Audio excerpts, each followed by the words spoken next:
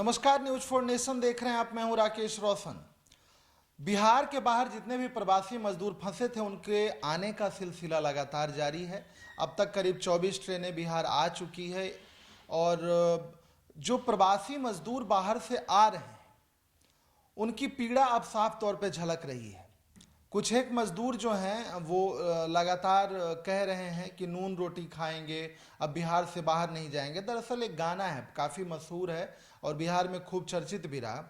आज उसी गाने को लेकर प्रवासी मजदूर जब ट्रेन से उतरते हैं तो वही गाना गुनगुनाते हैं और उनको ऐसा लगता है कि बाहर जाकर हमने बहुत बड़ी गलती कर दी। और अब वो कुछ एक जगह से जो तस्वीरें आई है उसमें कुछ एक मजदूर जो हैं वो जैसे ही ट्रेन से उतरते हैं सबसे पहले बिहार की धरती को चूमते हैं।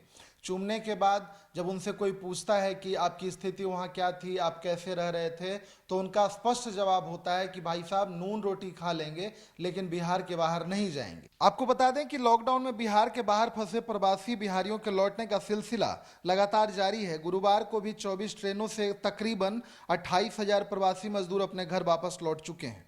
प्रवास की पीड़ा उनके दिलों में आज भी टीस बनकर रह कर उभर आती है। वह अब बाहर जाना नहीं चाहते। कोरोना संक्रमण को लेकर अचानक लगाए गए लॉकडाउन में लाखों की संख्या में बिहारी मजदूर प्रदेश के बाहर फंस गए थे। उनके घर आने की छटपटाहट साफ दिख रही थी। अब उनके घर आने का रास्ता खुल चुका है और लगातार श्रमिक स्पेशल ट्रेनों के माध्यम से बिहार लाए जा रहे हैं। गुरुवार को महाराष्ट्र के नागपुर से श्रमिक स्पेशल ट्रेन जब मुजफ्फरपुर जंक्शन पहुंची तो 1,000 से अधिक प्रवासी मजदूर अपनी धरती पर वापस लौटकर काफी खुश थे। कुछ युवा तो इतने भावुक हो गए कि वह प्लेटफॉर्म पर ही लेटकर अपने प्रदेश की मिट्टी को चूमने लगे। इन्हीं मजदूरों में से कुछ का कहना था कि अब नमक रोटी खाकर घर में ही गुजारा कर लेंगे, अब घर के बाहर कमाने के लिए नहीं जाएंगे। उन्होंने बताया कि लॉकडाउन में जिस तरीके की जिंदगी हम लोगों ने काटी है उसे भूलना मुश्किल है।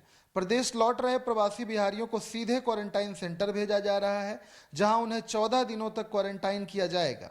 इस दौरान इन लोगों के लिए सारी व्यवस्था सरकार करेगी। उनके हेल्थ चेकअप के बाद उन्हें घर जाने दिया जाएगा। इन लोगों ने बताया कि प्रदेश के बाहर क्वारंटाइन सेंटर में एक कमरे में ही 14 लोगों को जेल की तरह रखा जाता था।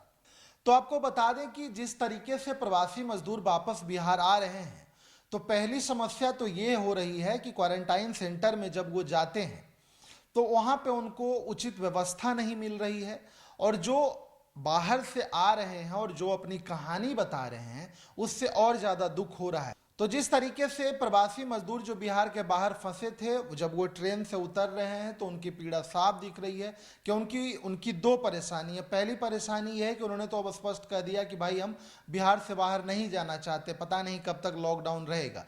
और दूसरी परेशानी सरकार के लिए है कि अब उन लोगों को रोजगार वो कैसे दे, क्योंकि 25 लाख का आंकड़ा कोई कम नहीं होता है।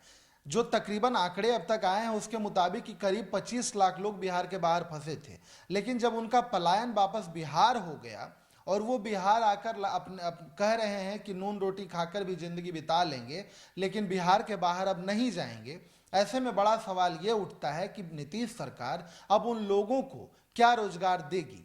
तमाम बड़ी खबरों को देखते रहने के लिए बने रहिए न्यूज फॉर नेशन के साथ। नमस्कार।